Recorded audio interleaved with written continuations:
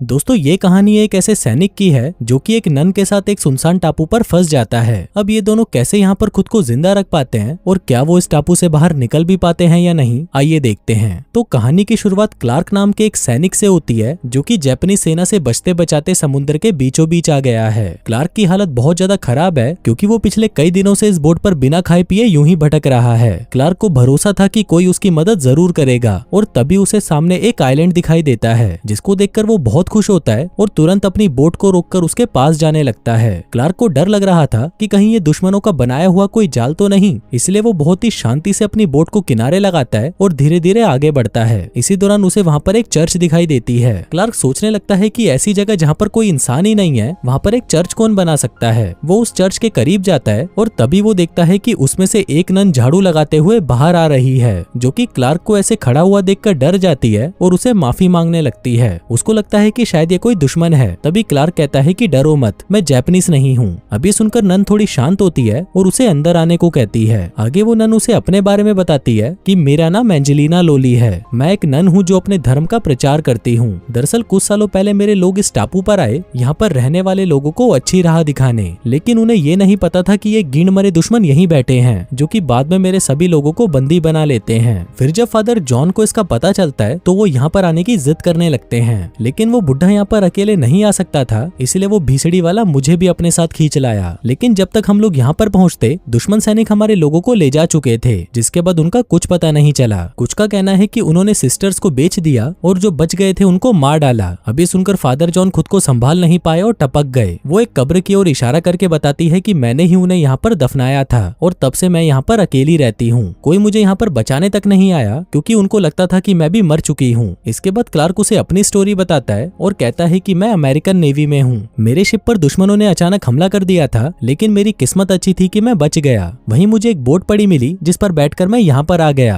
Clark कहता है कि बाहर के हालत बहुत ज्यादा खराब है और किसी को भी अपने जान की परवाह नहीं है। मैं तो हैरान हूँ कि तुम इतने साल खुद को यहाँ पर जिंदा कैसे रख पाई। अभी सुनकर वो नन हंसने लगती है, लेकिन वो उसे कोई जवाब नहीं देती। अगली सुबह वो दोनों खाना ढूंढने निकलते हैं। तभी क्लार्क एक पेड़ पर चढ़कर वहाँ से कुछ नारियल तोड़ता है। इसी दौरान उसे वहाँ पर एक गुफा भी मिलती है, लेकिन उस वक्त वो उस पर ज्यादा ध्यान नहीं देता। तभी उन दोनों की नजर समुद्र पर तैर रहे एक कछुए पर पड़ती है, जिसको देखकर वो दोनों किसी भूखे नंगे कुत्ते की तरह उसको पकड़ने के लिए उसके पीछे पड़ जाते हैं। आगे क्लार्क पानी में कूदता है और जैसे तैसे करके उस कछुए को पकड़ लाता है, जिसके बाद वो दोनों उसे पकाकर बड़े मजे से खाते हैं। आगे क्लार्क नन से कहता है कि मैंने 300 मील का सफर इस बोट पर तय किया है, लेकिन इस दौरान मुझे कभी भी डर नहीं लगा क्योंकि मुझे भरोसा था कि ये जंग जल्दी ही खत्म हो जाएगी। आगे वो अपने बारे में बताते हुए कहता है कि मैं एक अनाथ हूँ और पिछले 14 सालों से एक अनाथ आश्रम में रहा हूँ। फिर वहाँ से निकलते ही मैंने आर्मी ज्वाइन कर ली ताकि मैं अपने देश के लिए कुछ कर सकूं। तभी नन उसे कहती है कि मैं भी एक अनाथ हूँ, लेकिन मुझे गॉड के करीब रहना पसंद था, इसलिए मैंने नन बनना ही बेहतर समझा ताकि मैं भटके हुए लोगों को सही राह दिखा सकूं। अब यहाँ पर क्लार्क उसे फ्लर्ट करने की भी कोशिश करता है, लेकिन नन उसे इग्नोर कर देती है। इसी दौरान उन्हें आसमान में कुछ दिखाई देता है जो कि दुश्मन सेना के जहाज थे। अब इन दोनों को कैसे भी करके उनसे बचना था क्योंकि अगर दुश्मनों ने इन दोनों को देख लिया तो वो इन दोनों को मार डालेंगे। तभी क्लार्क नन को उस गुफा के बारे में बताता है जो उसने आज सुबह देखी थी, जिसके बाद वो दोनों उस गुफा में जाकर छुप जाते हैं। फिर थोड़ी देर बाद जब क्लार्क बाहर देखता है तो वो पाता है कि दुश्मनों ने पूरे टापू को जला दिया है और इससे वो चर्च भी तबाह हो चुका था। अब ये देखकर वो नन बहुत दुखी होती है और क्लार्क से कहती है कि ऐसे तो हम यहाँ पर जिंदा नहीं बच पाएंगे। फिर अगली सुबह वो लोग देखते हैं कि बहुत सारे जापानीज सैनिक टापू पर घुसते जा रहे हैं। शायद उन लोगों को भनक लग चुकी थी कि यहाँ पर कोई रह रहा है। फिर अगली सुबह जब क्लार्क सोकर उठता है तो बाहर का नजारा देखकर वो हैरान हो जाता है क्योंकि वहाँ पर सब कुछ खत्म हो चुका था और उसके यहाँ से निकलने का एकमात्र सहारा जो लाइफ बोर्ड थी, दुश्मनों ने उसे भी जला दिया था। वहीं नन को भी अपने जले हुए चर्च को देखकर रोना आ रहा था, पर तभी उसकी नजर किनारे पर पड़ती है जहाँ से कुछ सैनिक टापू के अंदर आ रहे थे और उनकी तादाद बहुत ज्यादा थी, इसलिए ये दोनों फिर से उसी गुफा के अंदर चले जाते हैं। तभी नन क्लार्क से कहती है कि मैं खुद को दुश्मनों के हवाले कर देती हूँ, इससे कम से कम तुम तो बच जाओगे। लेकिन क्लार्क उसे मना कर देता है और कहता है कि ये भीसड़ी वाले तुम्हारे नीचे के जंगल में आग लगा देंगे, इसलिए बेहतर होगा कि तुम यहीं छुपे रहो। फिर शाम को जब अंधेरा हो जाता है तो क्लार्क चुपके से समुद्र के किनारे पर जाता है और वहाँ से खाने के लिए कुछ मछलियां पकड़ने लगता है। लेकिन इसी दौरान वहाँ से एक जापानीज बोट गुजरती है जिसको देखकर क्लार्क की फट जाती है और वो वहाँ पर छुप जाता है। थोड़ी देर बाद वो अपने मुंह पर काली मिट्टी लगाकर दुश्मन सैनिकों के कैंप में आता है और वहाँ पर जाकर वो खाने के लिए कुछ सामान इकट्ठा करने लगता है। लेकिन इसी दौरान वहाँ पर कुछ सैनिक आ जाते हैं जिनको देखकर क्लार्क वहीं कोने में जाकर छुप जाता है। वहीं दूसरी तरफ जब नन की आंख खुलती है तो वो देखती है कि क्लार्क वहाँ पर मौजूद नहीं है। वहीं क्लार्क एक एक करके बहुत सारे खाने के सामान को इकट्ठा कर लेता है, जिसके बाद जब दुश्मन सैनिक प्रैक्टिस के लिए बाहर जाते हैं तो वो चुपके से वहाँ से निकल जाता है। लेकिन वहीं जब नन को गोलियां चलने की आवाज आती है तो उसे लगने लगता है कि दुश्मनों ने क्लार्क को मार डाला,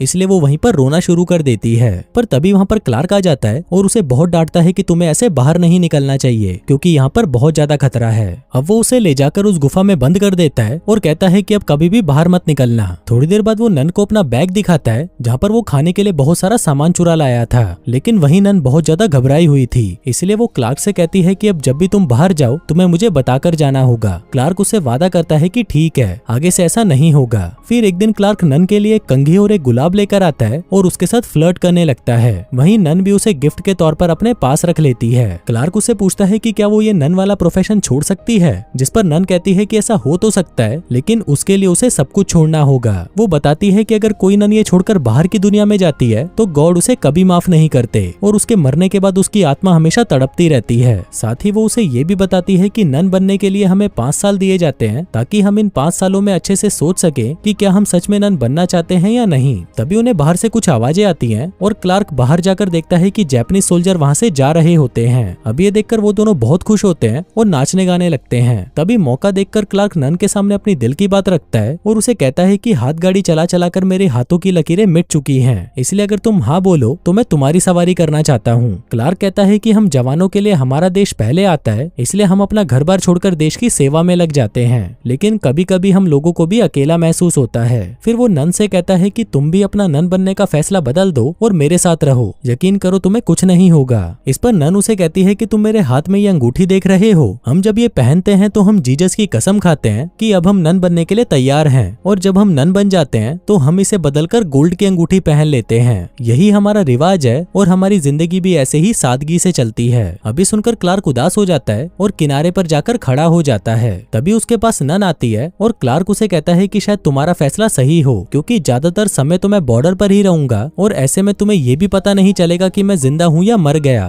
फिर जब रात को वो लोग खाना खा रहे होते हैं तभी क्लार्क के हाथ में एक दारू की बोतल लग जाती है, जिसको पीने के लिए वो उसे खोलता है और उसमें से थोड़ी सी नन को भी देता है। लेकिन क्लार्क कुछ ज्यादा ही ड्रिंक कर लेता है, जिसके बाद वो उस नन को उल्टा सीधा बोलने लग जाता है। कहता है कि तुम नन बनकर क्या करोगी, इससे अच्छा है कि तुम मेरे लिए घोड़ी बन जाओ। जिसके बाद वो उसके साथ जबरदस्ती करने लगता है। अब इससे परेशान होकर वो नन वहाँ से उठकर भाग जाती है और अपनी रात जंगल में गुजारती है। फिर अगली सुबह जब क्लार्क उठता है तो उसे नन कहीं पर दिखाई नहीं देती। वो भागते हुए जंगल में जाता है जहाँ पर वो उसे बेहोश पड़ी हुई मिलती है। उसके कपड़े बारिश की वजह से भीग गए थे, इसलिए क्लार्क उसे फौरन कैंप में ले जाता है। लेकिन तभी वो देखता है कि जापानीज सैनिक वहाँ पर वापस आ चुके हैं, इसलिए वो उसे वापस गुफा में ले जाता है। लेकिन अब नन को पहनने के लिए गर्म कपड़ों की जरूरत थी, इसलिए क्लार्क अपनी जान जोखिम में डालकर उस कैंप में वापस जाता है और वहाँ से गर्म कपड़ों को चुराने लगता है। लेकिन तभी एक जवान वहाँ पर उसे देख लेता है। अब क्लार्क को उसे मारना पड़ता है और फिर वो उसकी लाश उठाकर उसे किनारे ले जाकर दफना देता है। जिसके बाद वो वहाँ से गर्म कपड़ों को लाकर नन को पहना देता है। फिर 2 दिन बाद जब नन को होश आता है तो वो खुद की हालत देखकर हैरान हो जाती है कि उसके कपड़े किसने बदले, और तभी वो अपने पास में क्लार्क को बैठा देखती है, जो उसे कहता है कि तुम्हारी हालत मरने जैसी हो गई थी, इसलिए मजबूरन मुझे ही तुम्हारे कपड़े चेंज करने पड़े। वो इसके लिए उसे माफी भी मांगता है क्योंकि उसने ये सब जानबूझकर नहीं किया था। अब नन भी उसे माफ कर देती है और कहती है कि कल रात तुमने मुझसे जो भी कहा वो मैं सुन नहीं सकी और यहाँ से भाग गई। तभी उन्हें बाहर गोलियां चलने की आवाज आती है। क्लार्क कहता है कि वो लोग वापस आ चुके हैं, इसलिए हमें कुछ करना होगा।